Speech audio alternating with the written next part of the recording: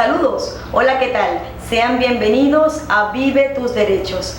Es un gusto saludarlos y presentarles este programa de la Oficina de Derechos Humanos del Vicariato de Puerto Ayacucho, espacio dedicado a la promoción, divulgación y defensa de los derechos humanos indígenas y de la naturaleza, bajo la presidencia del obispo Monseñor Johnny Eduardo Reyes y en la coordinación general la doctora Noraima Ángel.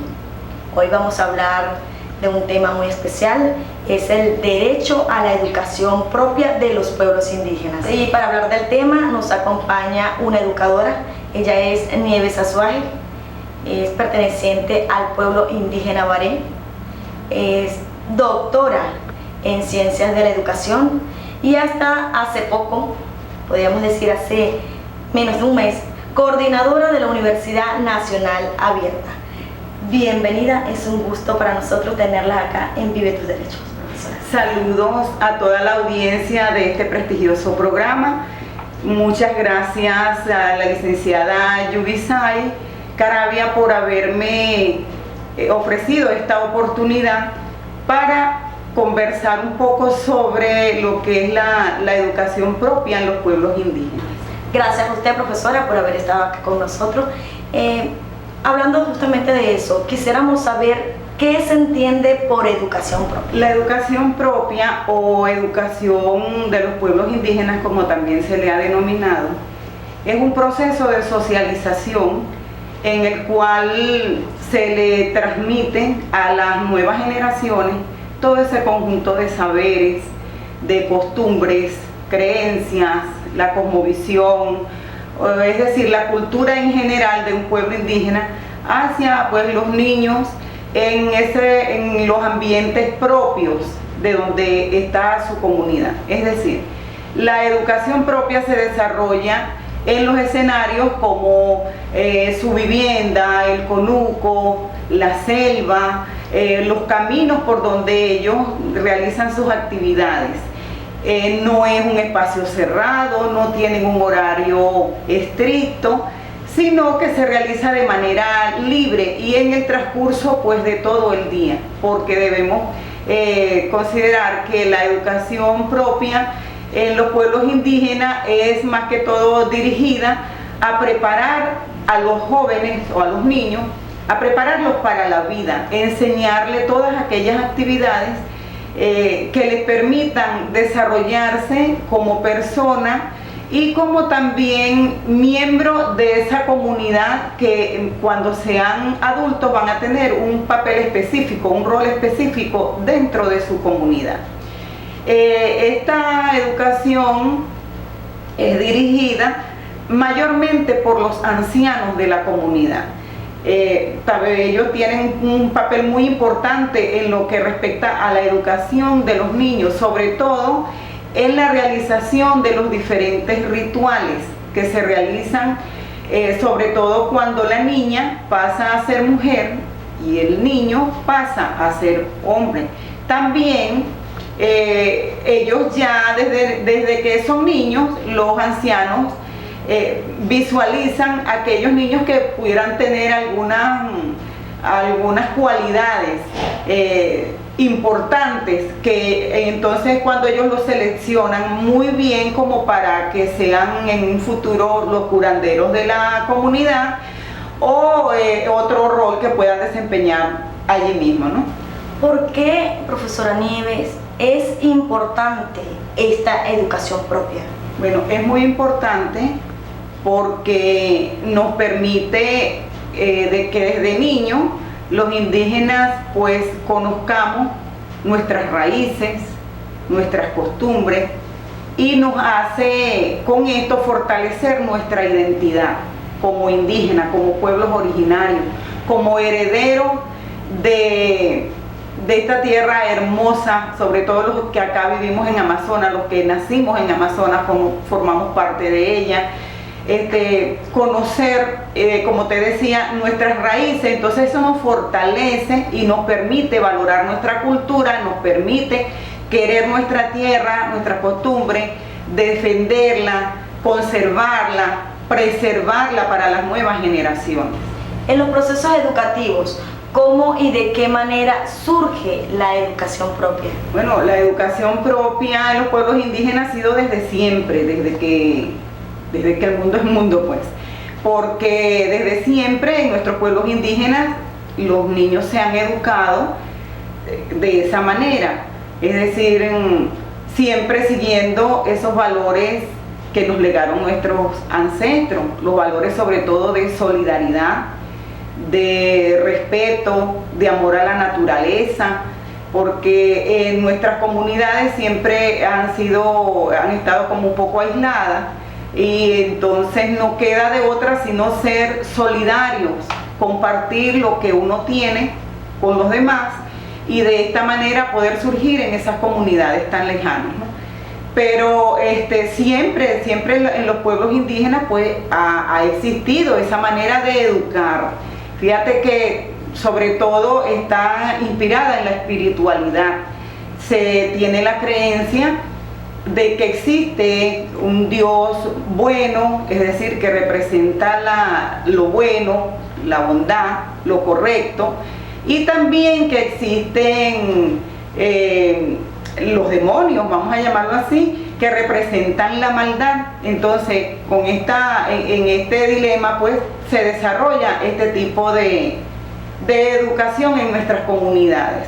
Y hay muchas creencias que de verdad fortalecen ese comportamiento en nuestros niños, sobre todo en esa primera etapa, cuando los niños están pequeños, hasta la edad de adolescentes. Profesora, ¿cómo se articula la educación propia y la interculturalidad?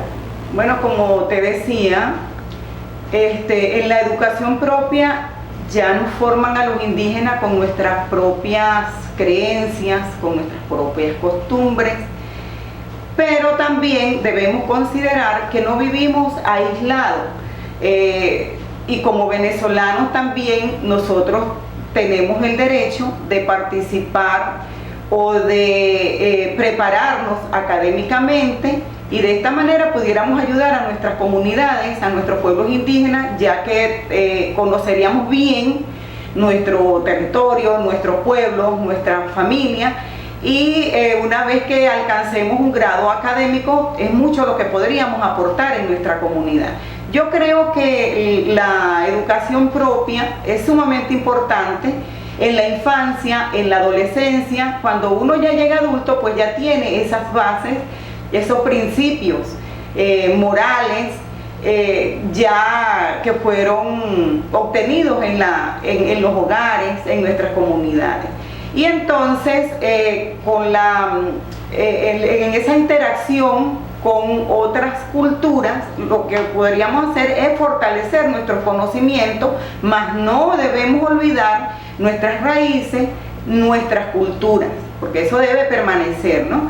Pero sí pudiéramos perfectamente interactuar con otras culturas si nosotros valoramos, si nosotros estamos fortalecidos, tenemos fortalecida nuestra identidad indígena, no tenemos por qué luego asumir o adoptar una cultura foránea y olvidar la nuestra. Yo creo que muy bien pudiéramos compartir o interactuar con integrarla, ¿no? Exactamente, pudiéramos más bien aprovechar lo que nos brinda esa cultura foránea para fortalecer un poco nuestra profesión, nuestra actividad en nuestras comunidades. Por ejemplo, el caso de la educación y el caso de la salud.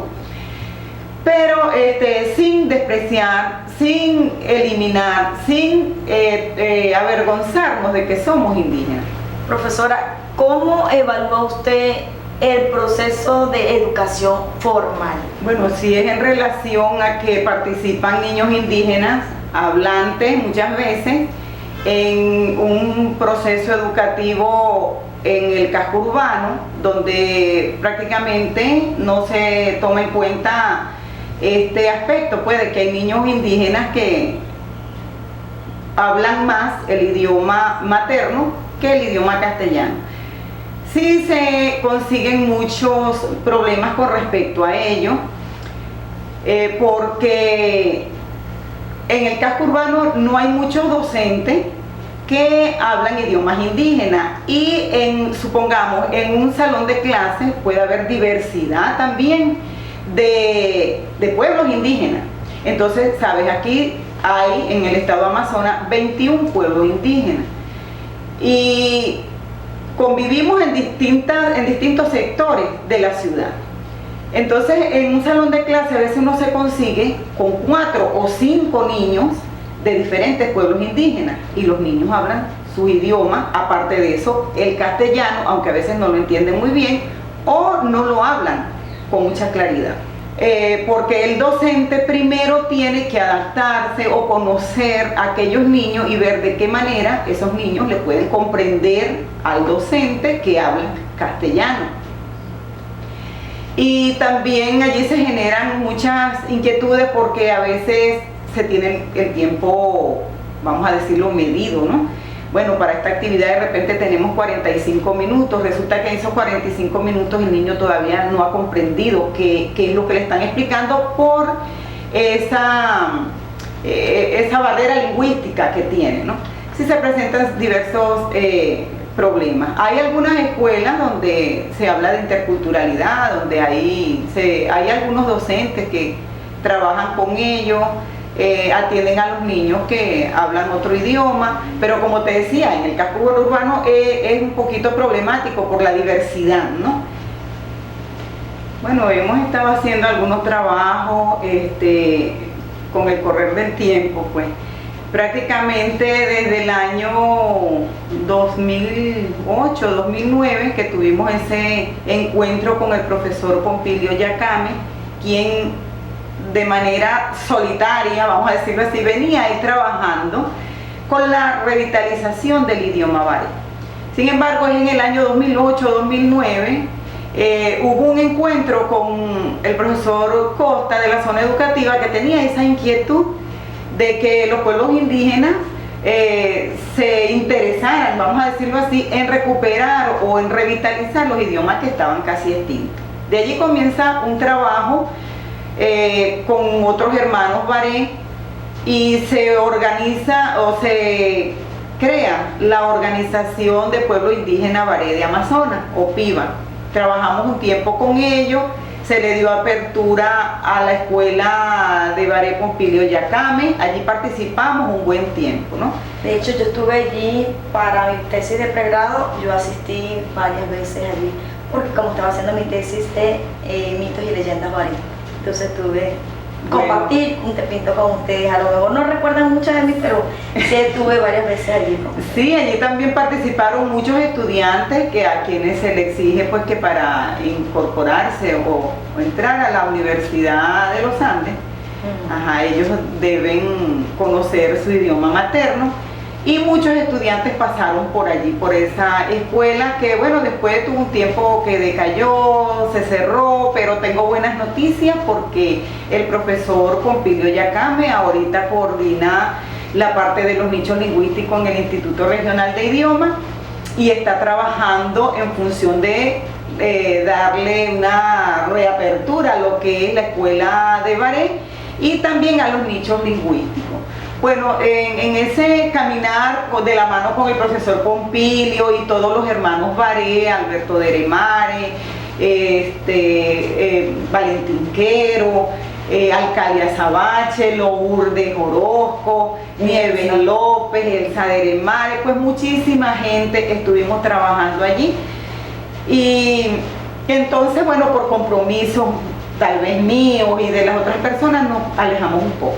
Pero además de eso, también estuve trabajando con los nichos lingüísticos. Primero comencé con el Puchuchucurimille, que desde hace algún tiempo la profesora Elsa Deremare ha seguido con ese trabajo. Luego abrimos el Cahuaymille. En ese nicho lingüístico estuvimos trabajando bastante tiempo, como unos 5 años. Y después, bueno, las cosas se comenzaron a poner más difíciles porque, ¿sabe? Uno financiando todo este proceso pues sale costoso. Entonces era a nivel particular y porque queríamos hacerlo.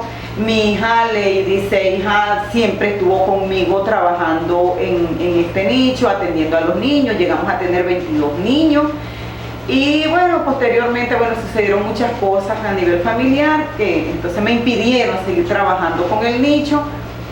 Y en otras actividades también he estado pendiente con respecto a la educación propia. Hace como, no recuerdo si fue en el año 2012, de la Asamblea Nacional se hizo una consulta aquí en Puerto Ayacucho a los pueblos indígenas sobre la ley de educación propia para los pueblos indígenas. En esa oportunidad participamos muchas personas, muchos representantes de los pueblos indígenas, dimos nuestros aportes, se hizo un debate, eso se realizó en la Universidad Nacional Abierta.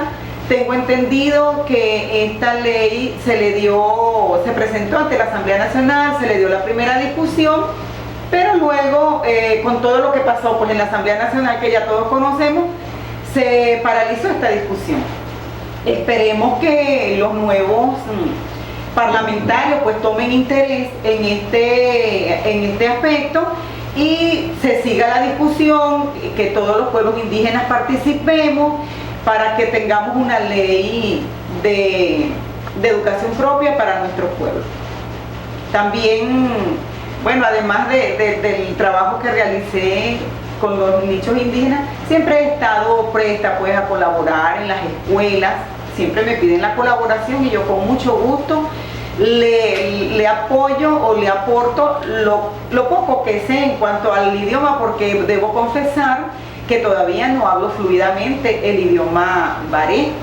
Siempre estamos en contacto y compartiendo con nosotros hermanos baré lo que tiene, o sea, todo lo relacionado con el idioma.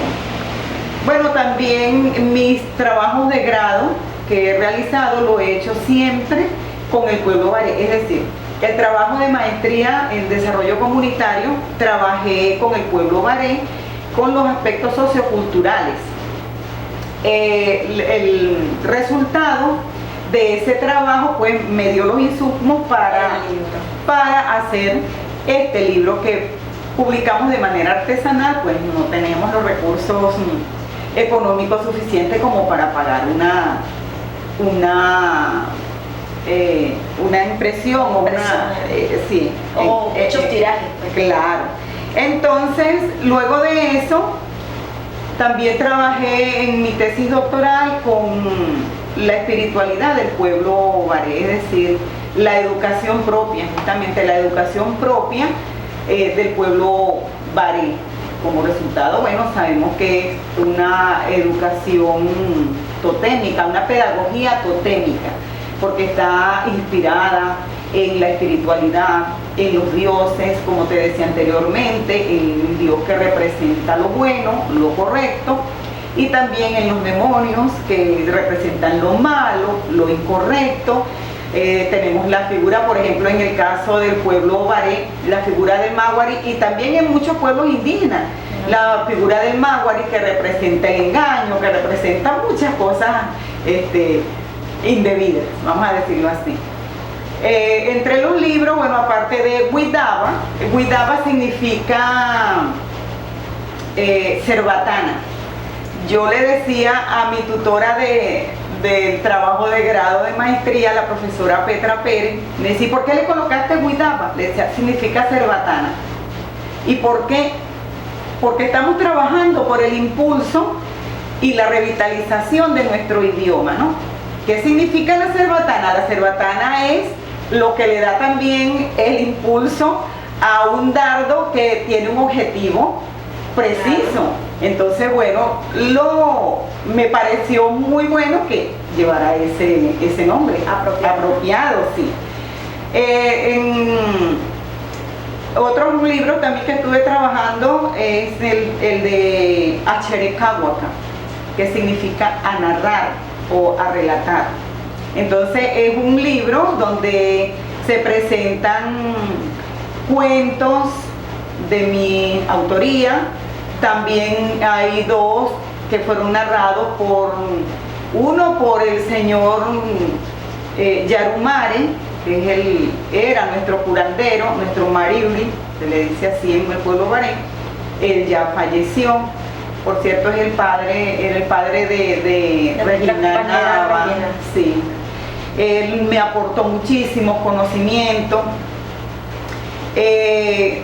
También tenemos, bueno, en ese libro, además de esos cuentos, hay mitos y leyendas, todo relacionado con el pueblo baré. De esta manera también quise difundir nuestra cultura a las nuevas generaciones. También tengo un manual de lectoescritura que se llama Banakari, que significa siembra o cultivo. Entonces, bueno, estamos sembrando o resembrando nuestro idioma, ¿no? Esperemos recoger esa cosecha pronto. Y bueno, está a la espera de ser publicado de manera física, solamente lo tenemos en la página del cronista de Atures, del ingeniero Guape. Allí pueden conseguir ese manual de lectoescritura. También tengo una antología poética que la hice conjuntamente con mi hija Lady Seija, y tenemos, bueno, como lo dice el título, ¿verdad? Antología poética, variedad de poemas. Allí plasmamos pues diferentes temas. Está el amor, están los temas sobre la naturaleza, sobre nuestro pueblo baré, temas bolivarianos.